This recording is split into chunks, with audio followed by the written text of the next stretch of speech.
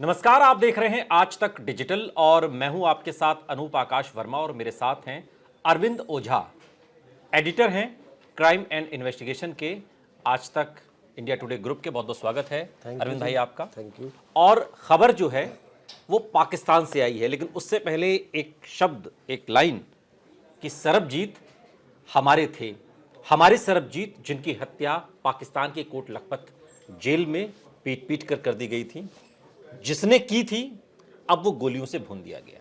हाँ, खबर ये निकली है कि अज्ञात हमलावरों ने उसे गोलियों से भूना है। इससे पहले भी पाकिस्तान में कई इस तरीके की चीजें हो चुकी हैं। ये अज्ञात हमलावर कौन है अरविंद भाई? सब जानना चाहते हैं किसने भून डाला इसे। नहीं, ये अज्ञात हमलावर का तो आजकल बड़ा खौफ है। अभी जो सरबजीत की जिसने लाहौर जेल में हत्या की थी, लाहौर का डॉन और लश्कर का आतंकी अमीर सरफराज। अब अंदाजा इस बात से लगाइए कि कल घर में घुसकर इसको अज्ञात हमलावरों ने गोली मारी। उसके बाद लश्कर के आतंकियों की लाहौर में मीटिंग हुई है। अच्छा। टॉप टेररिस्ट की जो हमें इंटेलिजेंस से खबर मिली, मीटिंग हुई है और उस पर चर्चा हुई। आईएसआई को लेकर काफी ज्यादा गुस्सा है कि आईएसआई उन्हीं आतंकियों को भारत के खिलाफ इस्तेमाल कर रही थी। अब वो अपने सेफ जगह जो पाकिस्तान है वहां पर भी नहीं सेफ है। कैसे हुआ ये सब कुछ? तो, कैसे हुआ घटना? तो कल जो जानकारी मिली है हमें सोर्सेस से, 1:30 बजे के लगभग लाहौर का इलाका है, वहां पर ये अपने घर में था। हमलावर बाइक से जाते हैं, डोरबेल बजाते हैं, दरवाजा खुलता है, सामने आमिर सरफराज होता है। ताबड़तोड़ उसको 5 से 6 गोली मारते हैं हमलावर। वो मौके पे ही मौत हो जाती है उसकी। हमलावर भाग जाते हैं, हालांकि उसकी बॉडी को अस्पताल ले जाया जाता है। डॉक्टर ऑफिशियली उसको मृत घोषित कर देते हैं। ठीक है। लेकिन जो हमारे पास कुछ ऐसी चीजें मिली है जिससे ये पता चलता है कि कहीं ना कहीं उसको खौफ था। हाँ। और जब सरबजीत की हत्या करी थी उसने, पाकिस्तान की खुफिया एजेंसी आईएसआई के इशारे पर बहुत ही बेरहमी से सरबजीत को मारा था। तो जो लश्कर का चीफ है हाफिज सईद, वो वीडियो भी हम आपको दिखा रहे हैं कि वो खुद मिलने के लिए गया, आमिर से खुद मिलने गया, आमिर सरफराज से। उसका वेलकम किया, उसका स्वागत किया। उसके बाद सिर्फ दिखाने के लिए उसको जेल में डाला गया। उसका केस चला। जब वो अदालत में भी आता था तो प्रॉपर सिक्योरिटी आईएसआई ने तमाम सिक्योरिटी उसको दी थी। और वैसे भी वो लाहौर का डॉन था, ड्रग्स में डील करता था, प्रॉपर्टी की तमाम धंधे करता था। लेकिन जब सरबजीत को मारा तो उसका कद 2 गुना बढ़ गया। और उसकी हत्या कैसे हुई थी? 2013 में जब सरबजीत जिस जेल में बंद थे, बिल्कुल, वो बैरक खोला और उसके बाद बेरहमी से मारा। वो तो पूरा प्री प्लान्ड था। प्री प्लान्ड था पूरा। और मैंने तो करीब से देखा है सरबजीत की बहन की वो लड़ाई, मतलब भावुक कर देने वाली मूवी बनी है। लेकिन कैसे एक बहन इतने सालों तक 1990 से लेकर 2013 तक लड़ती रही, पाकिस्तान तक में गई, मतलब दया याचिका की गुहार वो दरकिनार बहुत कुछ उन्होंने बहुत कुछ किया। वो यहाँ भी लड़ाई लड़ी, वहां भी बहुत कुछ किया। अब जो आपने बोला अज्ञात हमलावर कौन है, तो आज हम आज तक डिजिटल पर थोड़ा डिकोड उसको करने की कोशिश करते हैं। ये आप गौर से सुनिए। हाँ, ये गौर। देखिए, हाफिज सईद जो लश्कर का चीफ जिसने 26/11 जैसा हमला कराया था, उस पर 2020 में जौहर टाउन में फिदाइन अटैक होता है। अच्छा। हाफिज सईद जिस घर में था उससे कुछ दूरी पर वो फिदाइन अटैक होता है और एक कार में विस्फोट होता है और आसपास के इलाकों के परखच्चे उड़ जाते हैं। उसमें हल्ला होता है कि हाफिज सईद भी मारा गया, हाफिज सईद भी मारा गया। हालांकि हाफिज सईद बाल बाल बच गया। हाँ। और उसके बाद पाकिस्तान की एजेंसी ने एक इन्वेस्टिगेशन की और वहां पाकिस्तान के फॉरेन मिनिस्टर ने एक प्रेस कॉन्फ्रेंस की और हाफिज सईद पर हमले के लिए जिम्मेदार भारत की जेल में बंद अंडरवर्ल्ड डॉन बबलू श्रीवास्तव को बताया। ओहो। कि बबलू श्रीवास्तव जो भारत की जेल में, बरेली जेल में फिलहाल बंद है, उसने कुछ लोगों के साथ मिलकर योजना बनाई और हाफिज सईद पर हमला कराया। बकायदा प्रेस कॉन्फ्रेंस की थी, कई लोगों का डोजियर, कई लोगों की तस्वीरें दी और बबलू श्रीवास्तव का नाम लिया।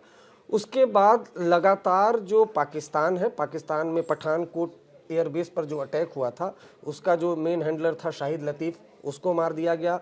रियाज जो लगातार कश्मीर में टारगेट किलिंग करा रहा था, उसको पीओके की मस्जिद में मार दिया गया। अब द गार्डियन की रिपोर्ट तो ये करी कि 20 आतंकी मार दिए गए। तो जो अननोन की बात है, बबलू श्रीवास्तव का नाम लिया जा रहा है। अच्छा, अब बबलू श्रीवास्तव का अगर बैकग्राउंड बताएं, ठीक है। तो बबलू श्रीवास्तव कभी दाऊद से जुड़ा हुआ था, लेकिन 1992 का जो मुंबई में कांड हुआ, बहुत से लोग दाऊद से अलग हुए। बबलू श्रीवास्तव भी अलग हुआ। फिर ये कहा जाता है कि बबलू श्रीवास्तव को सिंगापुर से गिरफ्तार कराने में कहीं ना कहीं दाऊद इब्राहिम का भी हाथ था। तो ये भी एक तर्क दिया जाता है कि उसके बाद से बबलू श्रीवास्तव न सिर्फ दाऊद इब्राहिम बल्कि भारत के सारे पाकिस्तानी आतंकियों का या आईएसआई के जितने भी एसेट हैं उनका सबका दुश्मन बन गया। और नेपाल में बहुत सी ऐसी आमिर सरफराज का दुश्मन भी बबलू श्रीवास्तव बने। अब ये तो पाकिस्तान मतलब ये इस पूरे उससे एक सिनेरियो से समझ में सिनेरियो से ये समझ सकते हैं। ऐसा लेकिन ऐसा कोई एविडेंस नहीं। अभी तो ये कहा जा रहा है कि भाई वहां आपसी लड़ाई में वो मारा गया। लेकिन बबलू श्रीवास्तव की बात की जाए तो ये कोई पहली बार नहीं पाकिस्तान ने ये बबलू श्रीवास्तव का नाम लिया कि इसने पाकिस्तान में, नेपाल में कई ऐसे दाऊद के करीबी थे और ऐसे के एजेंट थे। ऐसा आरोप लगा कि बबलू श्रीवास्तव ने उसको मरवा दिया।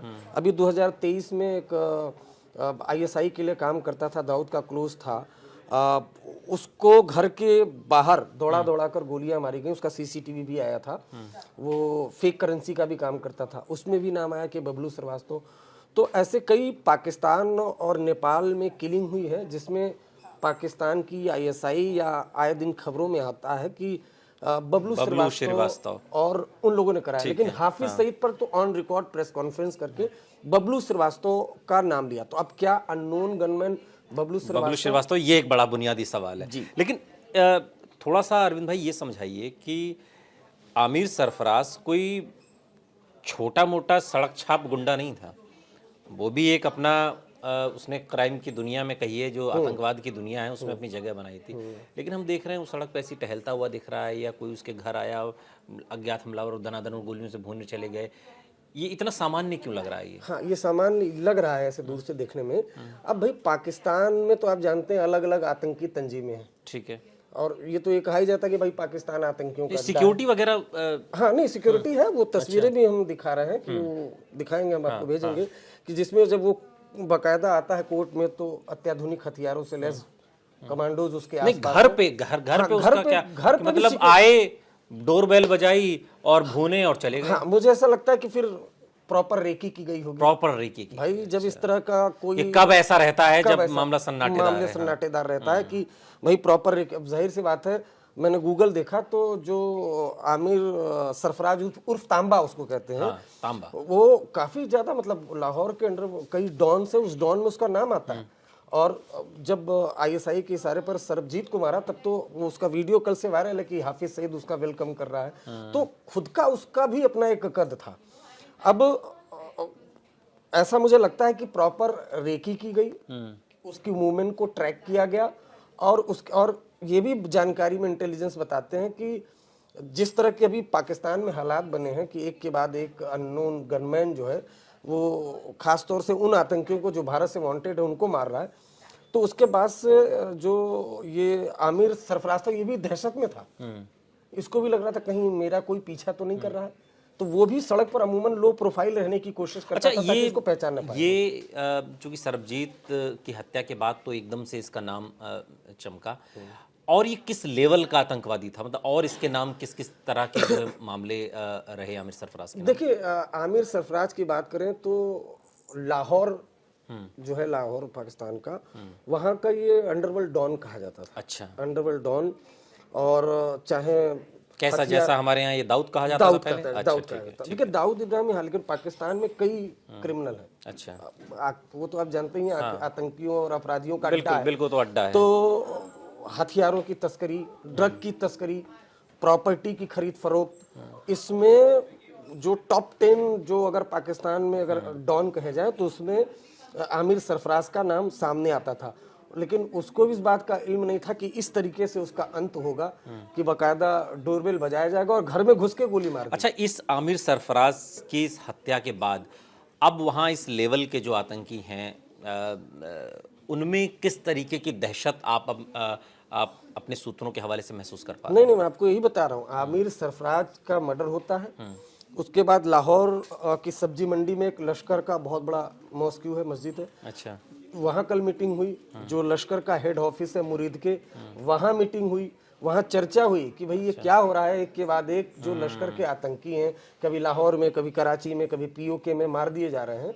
तो इस पर बड़ी गंभीरता से चर्चा हुई और ये भी बता रहे हैं कि अब तो वहाँ जो टेररिस्ट है वो तो खुद आतंकवादी, उनके पास हथियार होता है। अब तो आईएसआई भी उनको सिक्योरिटी प्रोवाइड करा रही है। क्या वो इन इतने बैठकों में बबलू श्रीवास्तव की भी चर्चा हुई है? जाहिर सी बात हुई होगी बबलू श्रीवास्तव की चर्चा। आजकल बबलू श्रीवास्तव की चर्चा पाकिस्तान में खूब ज्यादा है, खासतौर से अगर छोटा मोटा हाफिज सईद जानते हैं अपने आप में एक बड़ा नाम है।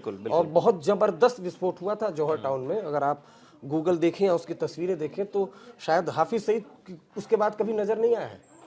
उस 2020 के हमले के बाद हाफिज सईद कभी रैलियों में, जलसों में, वो जलसे, वो रैलियां जिसमें भारत के खिलाफ जहर उगला जाता था, उसमें कभी नजर नहीं आया। वो अंडरग्राउंड ही है। 2020 के बाद इतना जबरदस्त विस्फोट हुआ था। आरडीएक्स से जो लदी कार थी, वो कार जाके उस जौहर टाउन इलाके में जहां पर हाफिज सईद एकदम गुमनाम चुप तरीके से आईएसआई ने उसको रखा हुआ था सेफ गार्ड बना के, वहां पर अटैक हुआ था कार से।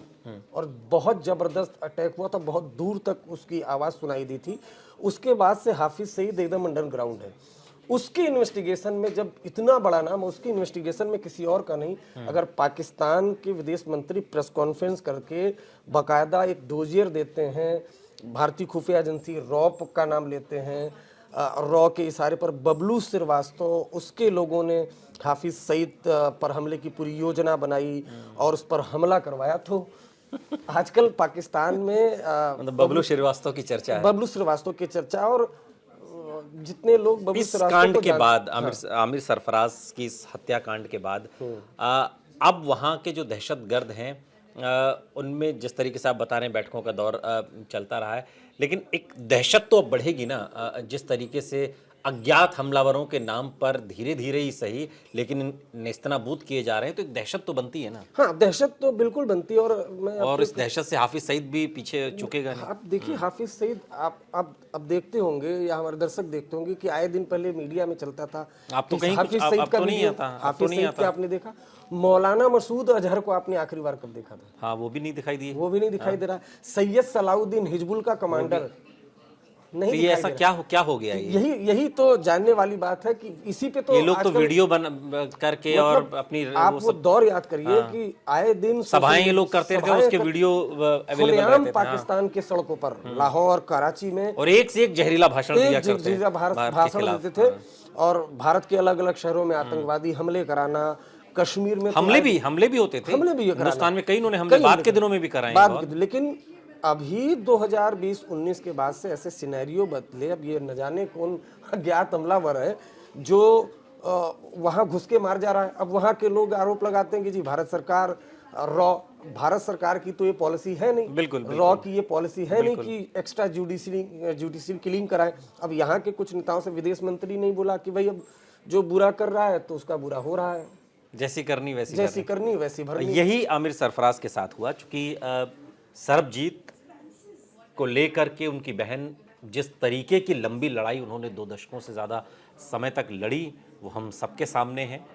हिंदुस्तान की सरकार से लेकर पाकिस्तान की हुकूमत तक हर जगह वो जैसे हो सकता था फरियाद करती रही, लेकिन अंततोगत्वा सरबजीत की बेरहमी से कोट लखपत जेल में हत्या कर दी गई और उस हत्यारे का नाम आमिर सरफराज था, जिसको अब अज्ञात हमलावरों ने गोलियों से भूनकर उसको नेस्तनाबूद कर दिया। बहुत बहुत शुक्रिया अरविंद भाई, विस्तार से इस तमाम जानकारी के लिए आपका। यहाँ रुक रहे हैं लेकिन आप कहीं जाइएगा नहीं, बने रहिए हमारे साथ, देखते रहिए आज तक डिजिटल।